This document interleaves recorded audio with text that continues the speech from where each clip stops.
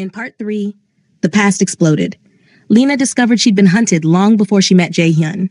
Her family, her blood, her aunt's lies, and a voice on the phone calling her little sister, a voice she recognized but couldn't place. Just as she was about to reveal the name, a red laser dot appeared on her forehead. Jae-hyun lunged. A gunshot screamed through the night, and everything went black. Now this is part 4, the moment truth collides with survival. The moment Lena learns who she really is. The moment the Guardians step out of the shadows. And the moment someone from her past comes to take her home. New here? Stop. Go back. Watch parts 1, 2, and 3 first. Because what happens next will only make sense if you know how deep this goes. This is where everything changes. Sound returned first. Not all at once, but in fragments. A high-pitched ringing that drowned out everything else, then muffled voices shouting, then the sharp crack of boots on wood, then someone screaming her name over and over like a prayer torn from bleeding lungs. Lena! Lena, stay with me! Lena! The voice was familiar, desperate. Broken in a way that made her chest hurt even though she couldn't remember why. She tried to open her eyes, but her eyelids were made of lead. Tried to move, but her body refused to obey. Everything felt distant, wrapped in cotton, like she was underwater, and the world above was happening to someone else. Then sensation flooded back all at once. Pain. Not hers. She realized that slowly, but the weight of someone else's body pressing down on her, shielding her, trembling against her. Warmth spreading across her shoulder, wet and sticky. The smell of gunpowder and copper. Wood splinters raining down like deadly snow. Medical kit, now. Sung-ho, secure the perimeter. I don't care if you have to burn the entire forest. Find that sniper! Jae-hyun's voice. Close. So close his breath was hot against her ear. But something was wrong with it. Ragged, strained, threaded with pain he was trying and failing to hide. Lena forced her eyes open. The world swam into focus in pieces. The ceiling of the hanok, now punctured with a bullet hole where pale moonlight streamed through. Dust motes dancing in the beam. Shadows moving frantically at the edges of her vision. Jae-hyun's men, weapons drawn, faces tight with fear. And Jae-hyun. He was on top of her, his body covering hers completely, one arm cradling her head while the other was pressed against the floor, supporting his weight. His face hovered inches from hers, and in the moonlight she could see every detail with painful clarity. The wild terror in his eyes, the blood on his face, not his, she thought distantly. The way his jaw was clenched so hard she could see the muscle jumping beneath his skin. Lena? His voice cracked on her name. Look at me. Can you hear me? Are you hurt? She tried to speak, but her throat was dry, her tongue thick and useless. She managed a small shake of her head. Relief crashed across his features, so profound it was almost painful to witness. Thank God. Thank God. His forehead dropped to hers for just a second, his eyes squeezing shut, and she felt him trembling, actually trembling. The Ghost King, the man who moved through violence like it was breathing, was shaking like a leaf in a storm. Sir. Sung-ho appeared at Jae-hyun's side, medical kit in hand, his face pale. You need to let me. I'm fine, Jae-hyun snapped, not moving. Sir, you're bleeding. I said I'm fine. The words came out harsh, final, brooking no argument. But Lena felt it. The way his arm was pressed tight against his body, the way he shifted his weight carefully, the dark stain spreading across his shoulder that he was trying to hide. Her mind cleared in an instant, sharp and cold. You're hurt, she breathed, her hands coming up to his chest, pushing slightly. Jae-hyun, you're... It's nothing. He finally moved, sitting back on his heels, and she saw it properly. The blood soaking through his black shirt, the way his left arm hung just slightly wrong, the careful way he breathed. Just a graze. That's not a graze, Sung-ho said flatly. That's a through and through. You need... What I need, Jae-hyun interrupted, his eyes never leaving Lena's face, is for someone to tell me how a sniper got within 300 meters of this location. I need to know how they breached a perimeter I personally designed. I need... He stopped, swaying slightly, and Lena saw the exact moment the adrenaline started to wear off. The exact moment the pain caught up with him. Jae-hyun. He collapsed. Not dramatically. Not all at once. Just a slow, careful fold, like someone had cut his strings, and suddenly Sung-ho was there, catching him, lowering him to the floor while shouting orders Lena couldn't process. She scrambled to his side, her hands shaking, her mind screaming at her to do something, anything, but she didn't know what. There was so much blood, too much blood. It was on the floor, on his clothes, on her hands where she touched his chest, and move. The word came out sharper than she intended, but Sung-ho obeyed immediately, stepping back to give her space. Get me the medical kit. And water. Clean water. Now. Her hands knew what to do even if her mind was spinning. Years of helping at a medical clinic in Lagos when she was younger, years of her aunt teaching her to be prepared for anything, years of survival instinct kicked in and steadied her trembling fingers. She tore open Jaehyun's shirt, or what was left of it, and bit back a curse. The bullet had entered through his left shoulder, high enough that it missed anything vital, but close enough to the joint that the damage was significant. The exit wound on his back was worse, ragged and bleeding freely, and she knew without medical supplies beyond a basic kit, this was going to be bad. Stay with me, she whispered, her hands pressing cloth against the wounds, applying pressure. Don't you dare leave me now. Not after everything. Not after. Her voice broke. Jaehyun's eyes fluttered open, unfocused and dark with pain, but still somehow finding hers. Lena, his voice was rough, barely audible. You're okay? I'm fine. You saved me. You took the bullet. Tears were streaming down her face now, hot and unstoppable. You threw yourself in front of me, you idiot. Why would you do that? A ghost of a smile touched his lips. Told you, I'd keep you safe. His hand came up, shaking, and touched her cheek. Worth it. Don't talk. Save your strength. Have to tell you, he coughed, wincing. The sniper, guardian class, they don't miss. If they wanted you dead, you'd be dead. This was, another wince, a message. Lena's blood ran cold. What kind of message? They want you alive, want you, captured, not killed. His eyes were starting to glaze, the shock setting in. Lena, you need to run, need to get away from me. I'm what's keeping you trapped here. If you run, maybe. Shut up. The words came out fierce, final. I'm not going anywhere, and neither are you. You're going to let me fix this, and then you're going to tell me everything you know about the Guardians, and we're going to figure out who wants me and why. Together. Do you understand? He stared at her for a long moment, something complicated and painful moving behind his eyes. Then, so quietly she almost missed it, together. Sung-ho returned with supplies, and Lena got to work. The next hour passed in a blur of blood and pain and whispered curses. They moved Jaehyun to one of the interior rooms, a small space with minimal furniture and no windows, the safest location in the Hanok. His men secured every entrance, set up motion sensors, and established a new perimeter that, according to Sung-ho's grim expression, might buy them a few hours at best. Lena worked on Jaehyun's shoulder with hands that gradually stopped shaking, her focus narrowing to the immediate task. Clean the wound, stop the bleeding, prevent infection, stabilize. She'd done this before, back in Lagos, back when medical supplies were scarce and people learned to make do. But this was different. This was Jaehyun. This was the man who'd saved her life a dozen times over. This was, don't think, just work. You're good at this, Jaehyun said through gritted teeth, his voice tight with pain despite the local anesthetic she'd managed to inject. Where did you learn?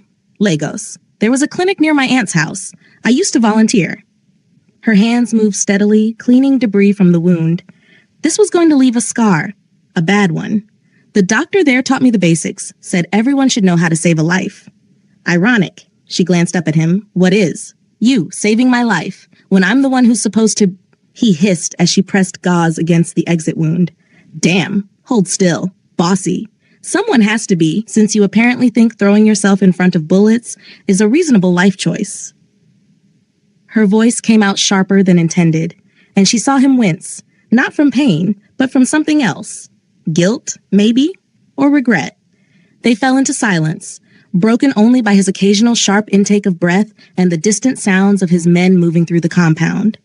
Lena worked methodically, her mind deliberately blank, refusing to think about what could have happened, about how close she'd come to, I'm sorry. The words were so quiet she almost missed them. Her hands stilled. For what? For all of this, for dragging you into my world, for not being able to keep you safe the way I promised. Jaehyun's eyes were fixed on the ceiling, carefully not looking at her. You should hate me. You should have run the first chance you got. Probably, Lena agreed, resuming her work. But I didn't. Why not? The question hung in the air between them, heavy with everything they weren't saying. Why hadn't she run? She'd had opportunities. Moments when she could have slipped away, disappeared into the city, found help. but she hadn't. And if she was honest with herself, she knew why. Because, she said slowly, tying off a bandage, somewhere along the way, I stopped seeing you as just the dangerous man who kidnapped me, and started seeing you as the person who was willing to die to protect me. Jaehyun's head turned, his eyes finally meeting hers, and the intensity in them stole her breath. Lena? Don't. She cut him off, her voice unsteady. Don't say whatever you're about to say. Not now. Not when we're both running on adrenaline and fear and... She stopped, shaking her head. Just don't. He studied her for a long moment, and she forced herself to hold his gaze even though everything in her wanted to look away. Finally, he nodded, just once. Okay, he said quietly. But when this is over, when you're safe, I'm gonna say it anyway. Her hands trembled as she secured the final bandage. When this is over, you might not want to. I will. The certainty in his voice made her chest tight. She busied herself with cleaning up the medical supplies, desperately needing something to do with her hands, some way to avoid the conversation that was hovering just out of reach. The bullet, she said, changing the subject with all the grace of a freight train. You said it was a message. What did you mean? Jaehyun's expression shifted, the vulnerability disappearing behind his professional mask. The Guardians don't miss. Ever. They're trained from childhood to be perfect shots. If that sniper wanted you dead, the bullet would have hit you in the center of your forehead, instant kill. But it didn't. Because you moved? No. He shook his head slightly, then winced at the movement. Because they adjusted. In the split second between pulling the trigger and the bullet leaving the chamber, they adjusted their aim. Shifted the trajectory just enough that my shoulder was in the path instead of your head. Lena's blood ran cold. They wanted to hit you? They wanted to send a message. We could have killed her. We chose not to. She belongs to us, not you. Jaehyun's jaw clenched. It's psychological warfare. They're showing us, showing me, that they're in control, that they can take you anytime they want, that keeping you close to me is pointless because they're better, faster, more precise. But they didn't take me. Not yet. His eyes were dark, haunted. But they will, unless we figure out who they're working for and what they want, and fast. A knock on the door interrupted them. Sung-ho entered without waiting for permission, his face grim. Sir, we've analyzed the bullet and the trajectory. You need to see this. They reconvened in the main room, Lena hovering close to Jaehyun despite his insistence that he was fine. He wasn't fine. She could see it in the way he moved carefully, the pale cast to his skin, the fine tremor in his hands that he was trying to hide. But he was also the Ghost King, and the Ghost King didn't show weakness, even when he was bleeding. Sung-ho had set up a laptop on the low table, the screen displaying trajectory analysis, ballistic reports, and thermal imaging from the moments before and after the attack. Around them, 3 other men stood guard, faces Lena was starting to recognize, though their names still escaped her. The sniper fired from here, Sung-ho said, pointing to a topographical map on the screen. Ridgeline, approximately 400 meters northwest. Elevated position, clear sight line through the window. Wind conditions were poor, visibility moderate. It should have been an impossible shot. But it wasn't, Jaehyun said flatly. No, sir. It was perfect. Textbook Guardian-class execution. Sung-ho pulled up another image, a close-up of the bullet, now mangled from impact. Custom load, same signature as the bullet that killed Min-jun. Same maker. Same shooter, we believe. So the Guardian who protected me before, Lena said slowly, is the same one who just tried to kill Jaehyun. Tried to send a message, Jaehyun corrected. If they wanted me dead, I'd be dead. Comforting, she muttered. Sung-ho clicked to another screen. We found this at the sniper nest. He displayed a photograph of a calling card, identical to the one they'd found before. White, pristine, with elegant calligraphy. But this one had a different message. Time's running out, Ghost King. Give her back before we take her. Lena felt the blood drain from her face. Give me back? To who? That's what we need to figure out, Jaehyun said, his voice carefully controlled. Sung-ho, what do we know about Guardian activation protocols? They only activate for bloodline-level targets, Sung-ho said, his tone clinical. Royal families, political dynasties, underground nobility. The Guardians were created centuries ago to protect specific lineages, families with power, influence, and secrets worth killing for. When a Guardian accepts a contract, it's for life. They don't switch loyalties, they don't betray their principles, and they don't activate for random targets. I'm not royalty, Lena said, her voice coming out smaller than she intended. I'm nobody. My family is nobody. Your family in Lagos? Maybe, Jaehyun said quietly. But what about before Lagos? What about your parents, your real bloodline? Lena's throat closed, because that was the question she'd been avoiding since the phone call, since the voice that called her little sister, since every piece of evidence started pointing to a truth she didn't want to face. I don't know, she whispered. My parents died when I was 15. Car accident. My aunt raised me after that. She never talked about them much, said it was too painful, said I should focus on moving forward instead of dwelling on the past. Convenient, Sung-ho murmured. What's that supposed to mean? It means, Jaehyun said gently, that your aunt might have been protecting you, hiding you, keeping you away from something or someone who wanted you. But why? Why would anyone want me? That's what we need to find out. Jaehyun turned to Sung-ho. I want everything you can find on Lena's family. Parents, grandparents, anyone connected to the Okafor name. Cross-reference with Nigerian political families, business dynasties, and underground networks. If there's a connection to Korea, I want to know about it. Already started, sir. But there's a problem.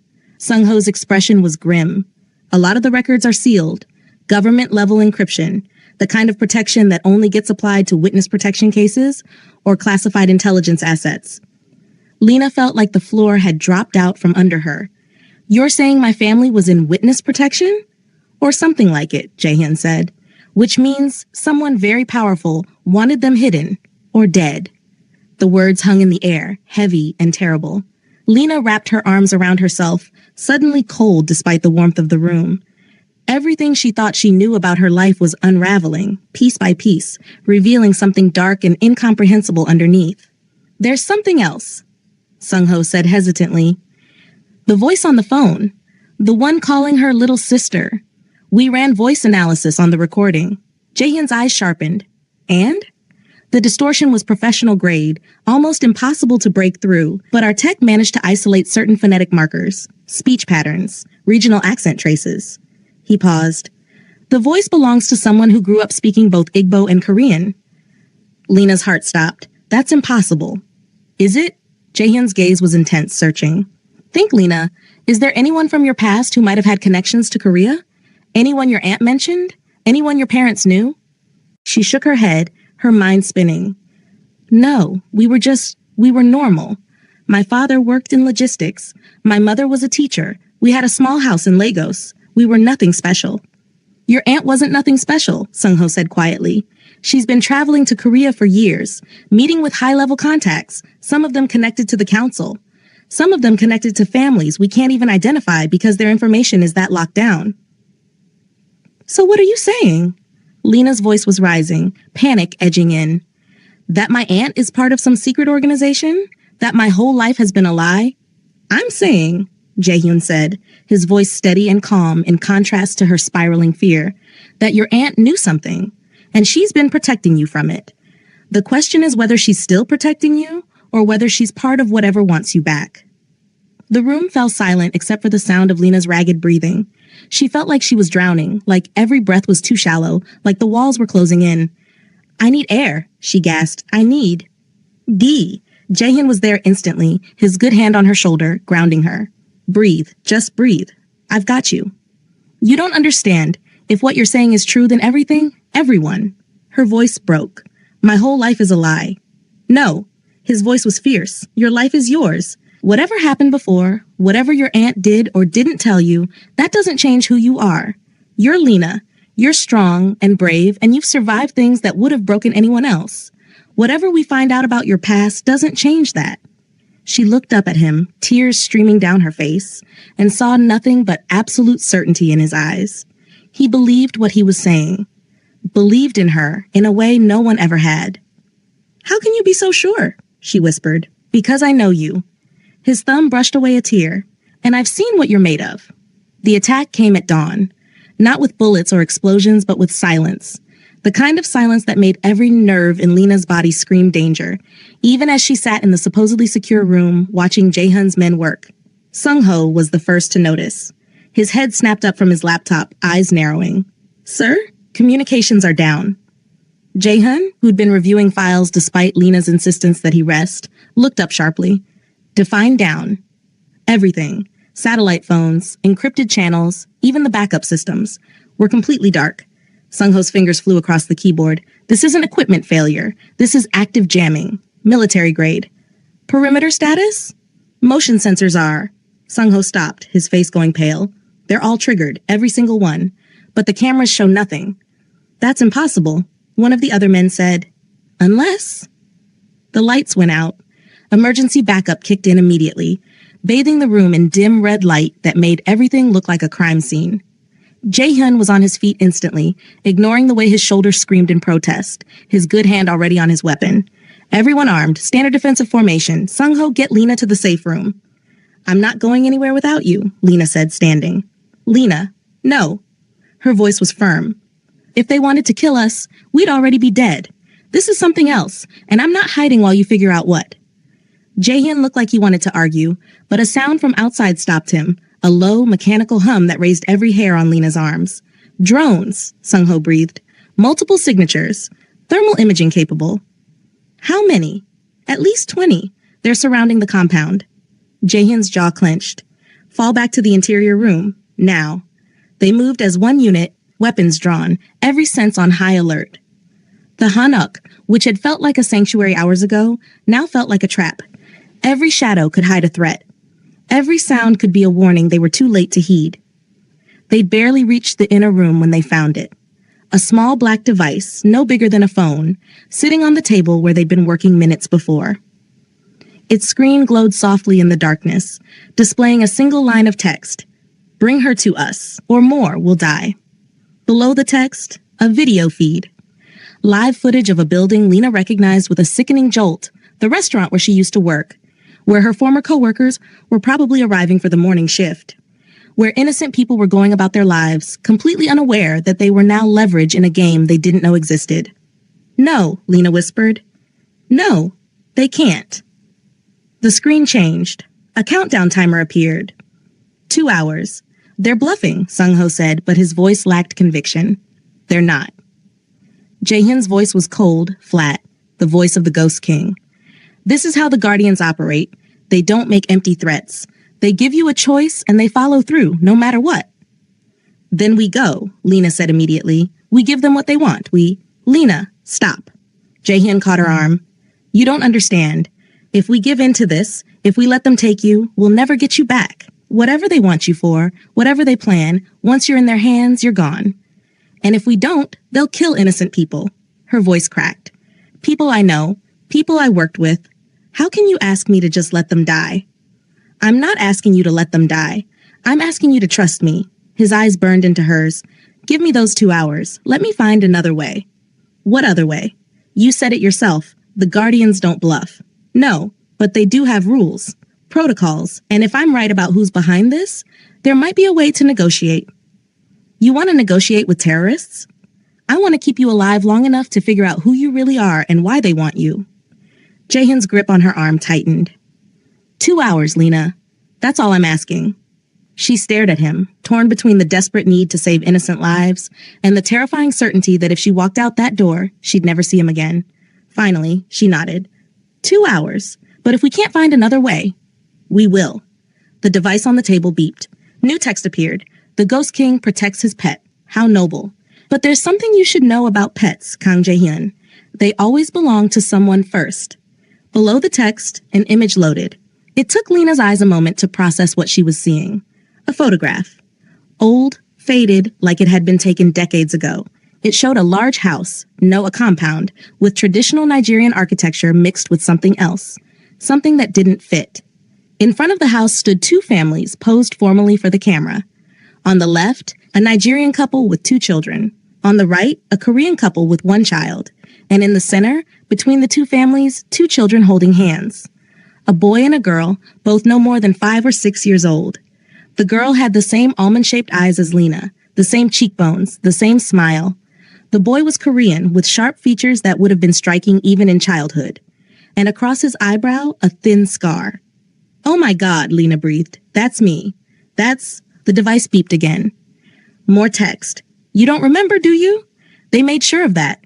Made sure you'd forget him. Forget us. Forget who you were supposed to be. But we never forgot you, little sister. It's time to come home. The screen went black. Lena stood frozen, her mind reeling. That photograph. That boy. She had no memory of him, no memory of that house, no memory of anything before Lagos. Her earliest memories were of her aunt's apartment, of starting school, of her parents alive and happy and normal. But that photograph said different. That photograph said her life had started somewhere else, with someone else, with a brother she didn't remember. "Jaehyun," she whispered, "what does this mean?" But Jaehyun was staring at the blank screen with an expression she'd never seen before. Not fear, not anger. Something worse. Recognition. "You know something," she said.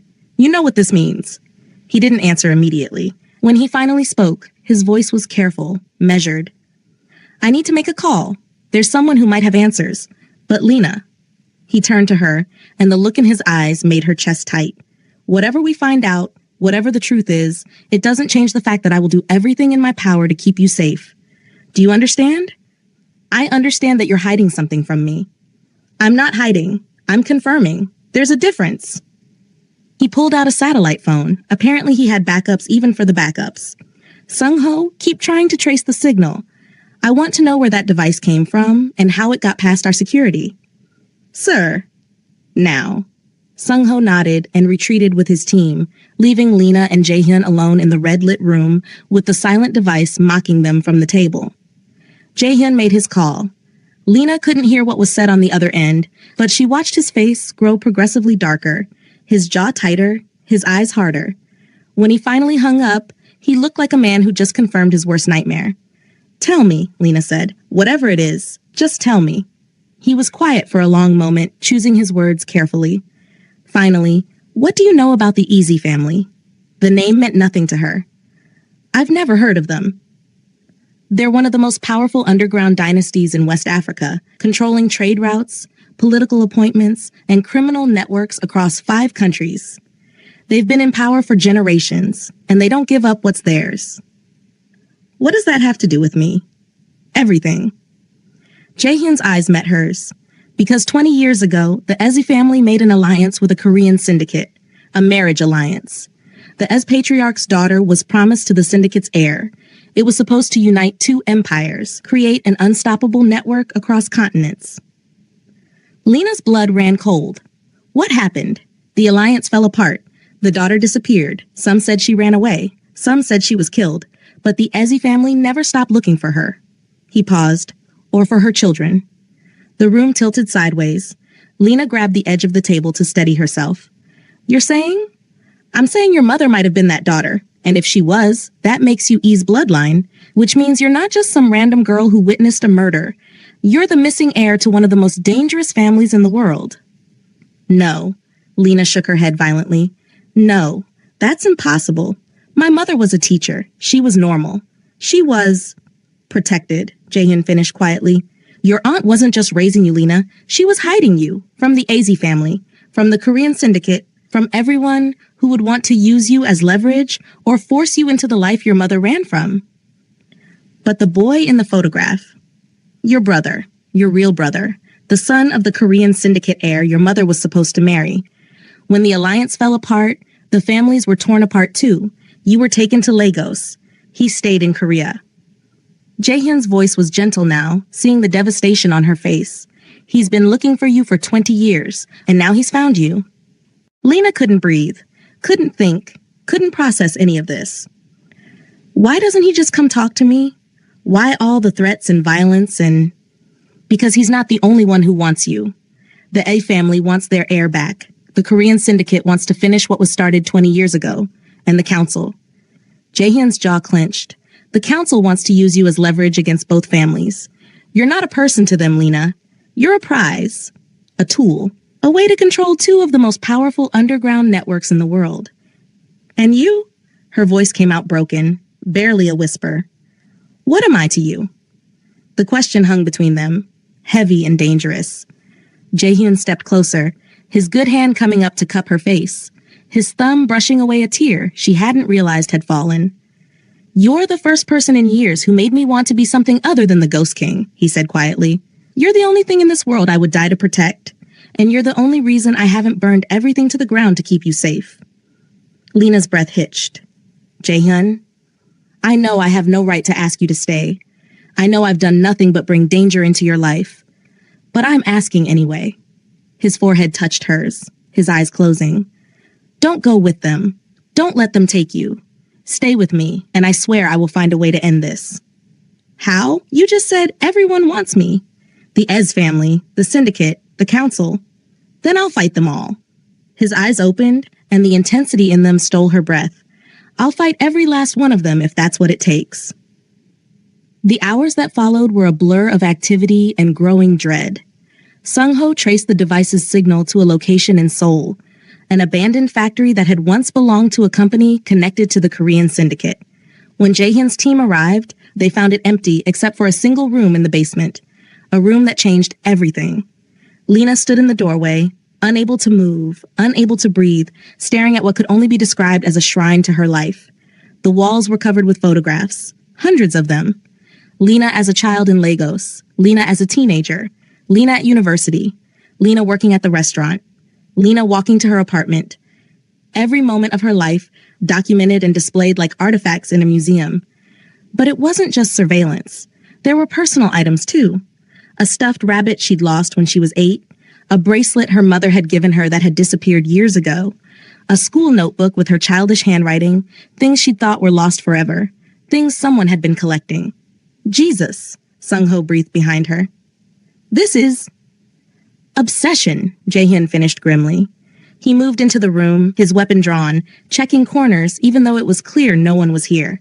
Whoever set this up has been tracking her for years, probably her whole life. Lena forced herself to step inside. Her legs felt like rubber, but she made them move, made herself look at the evidence of her stolen privacy, her violated life. On the far wall, there was a timeline, her parents' deaths marked in red. Her move to Korea circled, her first day at the restaurant starred, and at the very end, in large letters, the night she saw. Below it, photographs of the murder, of her running, of Jaehyun finding her in the alley. They knew, Lena whispered.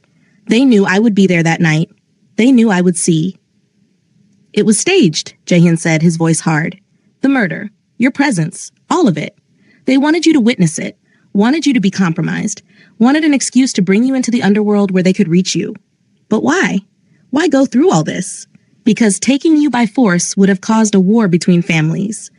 But if you came into the underworld yourself, if you became entangled in council business, then whoever claimed you first could say they were protecting you from the consequences of your own actions. Jaehyun's fists clenched. It's elegant. Sick, but elegant. Lena moved deeper into the room, drawn by something she couldn't name. On a table in the center, there was a file. Thick, official-looking, with her name on the cover. Her hands shook as she opened it. Inside, documents she'd never seen. Birth certificates, not the one from Lagos, but others, from Nigeria, from Korea. Documents that showed 2 births, 2 names, 2 identities. Okafor Chidinma Lena, born in Lagos. Eze Adaize Lena, born in Port Harcourt. The same person, 2 different lives. I don't understand, she breathed. How can I be 2 people? You're not. Jaehyun was reading over her shoulder. Your mother changed your identity after she ran, created new documents, a new history, made you into someone who didn't exist in any database the Eze family could access. But someone found out. Yes. Lena flipped through more pages. Medical records. DNA analyses. And at the very back, a photograph that made her heart stop. It was recent. Taken within the last few weeks. It showed her at a cafe in Seoul, sitting across from someone whose face had been deliberately blurred out. But she remembered that day. Remembered that meeting. That's my aunt, she whispered. I met her 6 weeks ago. She said she was in Seoul for business and wanted to see me. We had coffee. She asked me how I was, if I was happy, if I ever thought about coming home. What did you tell her? That I was happy. That Korea felt like home now. That I didn't plan on leaving. Lena's throat closed. She looked sad. I thought she was just missing me. But she wasn't, was she? She was saying goodbye. Jaehyun didn't answer, but his silence was confirmation enough.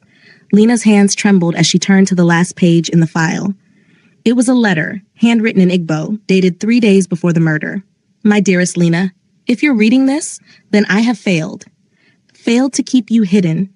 failed to protect you from the life your mother died escaping. You need to know the truth. Your mother was Ezzy. Your father was Kim. Their union was supposed to bring peace, but it brought war instead. When your mother ran, she took you with her, left your brother behind because she couldn't save you both. He has been searching for you ever since. Driven by love, by duty, by the loss of a sister he barely knew. He is not your enemy, Lena, but the people who control him are. The Eze family wants you to complete your mother's legacy. Take her place. Unite the families the way she was supposed to. They will not accept no. They will not let you walk away. I tried to give you a different life, a normal life. I'm sorry I failed.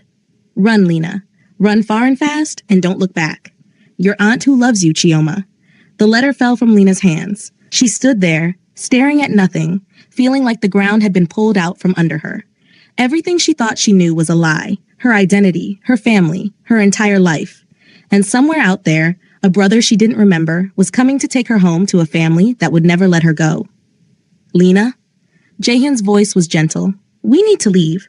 If this location was meant to be found, it might be a trap. She nodded numbly, unable to form words. They were almost to the door when Sung-ho's voice crackled over the radio. Sir, we have movement. Multiple vehicles approaching from all directions. Heavy presence. They're boxing us in. Guardians? Yes, sir. At least 20 operatives, full tactical gear. They're not hiding anymore. Jaehyun cursed. Fall back to the vehicles. We're leaving now. But when they emerged from the factory, it was already too late. The Guardians had arrived. They stood in a perfect circle around the building, weapons trained but not raised, waiting, watching. Their faces hidden behind tactical masks, their bodies identical in their black uniforms, making them look less like people and more like extensions of the same deadly will. And in front of them, standing alone in the center of the circle, was a man. He was Korean, late 20s, with sharp features that would have been handsome if they weren't so cold. He wore expensive clothes tailored perfectly to his lean frame, and across his left eyebrow, a thin scar caught the morning light. The same scar from the photograph. Lena's breath stopped. The man's eyes locked onto hers, and something shifted in his expression. Something that might have been pain, or relief, or desperate bone-deep longing. Hello, little sister, he said quietly. His voice was the same one from the phone, but without distortion. She could hear the grief in it. The years of searching, the weight of everything lost. I've been looking for you for so long. Jaehyun stepped in front of Lena, his weapon drawn. If you want her, you'll have to go through me. The man, her brother, Lena's mind supplied helplessly smiled, but it was a sad, broken thing. Do you really think you can stop me, Ghost King? I have 20 guardians. You have 5 injured men. The math is simple. The math is irrelevant. I don't abandon what's mine. Yours? Her brother's voice hardened. She's not yours. She never was. She's Ezeblood. She's family. She's mine to protect, mine to bring home. She's not property, Jaehyun snarled. She's a person, and she gets to choose. Does she? Her brother's eyes flicked to Lena.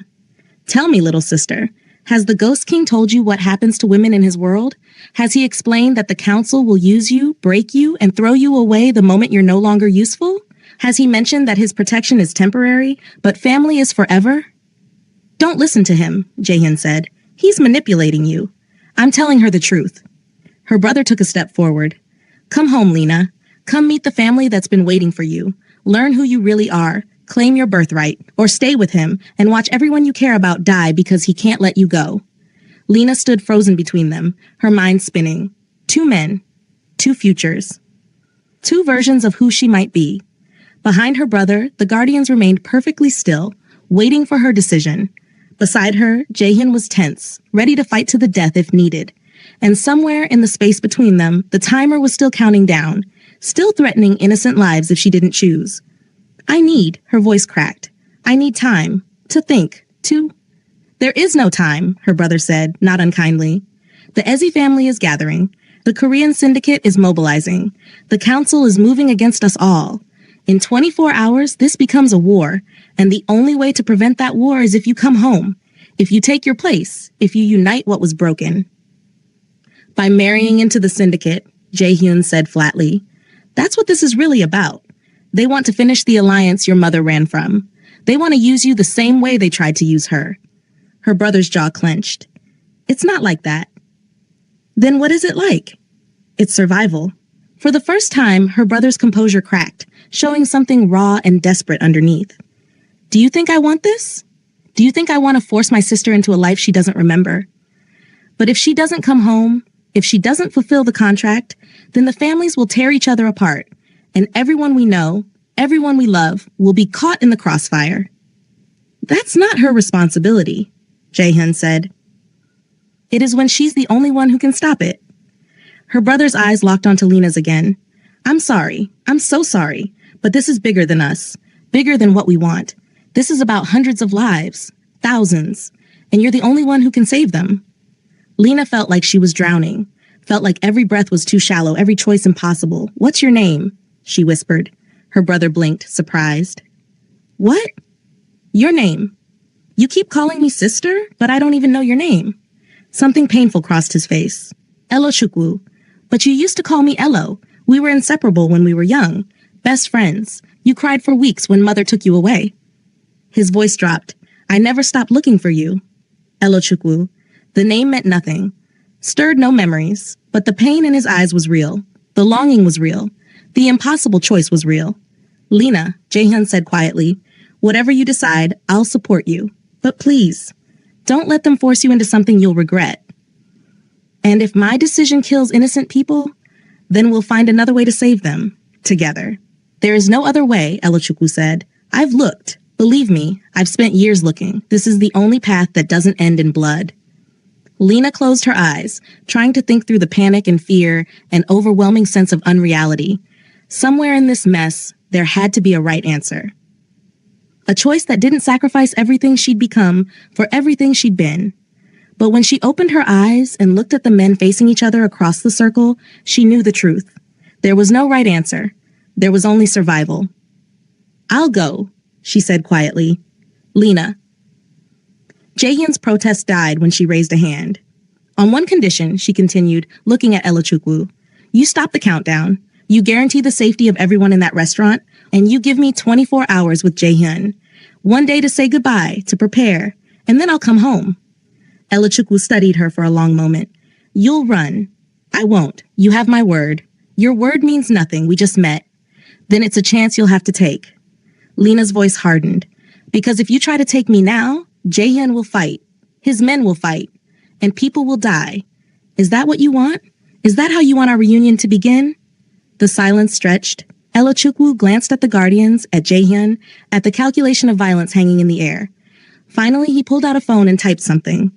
A moment later, Lena's phone buzzed. She looked down to see a message. Countdown canceled. Restaurant secure. 24 hours, Elo Chukwu said. And then you come home, Lena? No more running. No more hiding. You face what you are and you do your duty. I will. He nodded once sharply. Then, to the guardians, fall back. We're done here. They moved as one, melting into the shadows, disappearing as silently as they'd arrived. Elo Chukwu was the last to leave, his eyes locked on Lena with an intensity that made her chest ache. I missed you, he said quietly. Every day, I missed my sister. Then he turned and walked away, leaving Lena standing in the cold morning light with the weight of an impossible promise on her shoulders. Jae-hyun's hand found hers, squeezing gently. You didn't have to do that. Yes, I did. Lena's voice was hollow. You heard him. It's this or war. There has to be another way. Then we have 24 hours to find it. She looked up at him, and the devastation in his eyes matched what she felt inside. They both knew the truth. 24 hours wasn't enough to change the world, but maybe it was enough to say goodbye. And that's where part 4 ends. The brother she doesn't remember has found her. The family she never knew wants her back. And the man who kidnapped her might be the only one who truly sees her for who she is. 24 hours. One day to find another way. One day to change everything, or one day to say goodbye to the only person who ever made her feel like herself. Comment below, I need part 5, and tell us, what do you think Lena will do? Will she really go with Elo Chukwu? Can Jae-hyun find another way to save her? And what does the Eze family really want with their lost heir? Drop your theories. Tell us if you think she should stay or go. Tell us if you believe Elo Chukwu really wants to save her, or if he's hiding something darker. Because part 5 is the finale, and in the finale, all debts come due. Hit subscribe, turn on notifications, share this with someone who loves intense,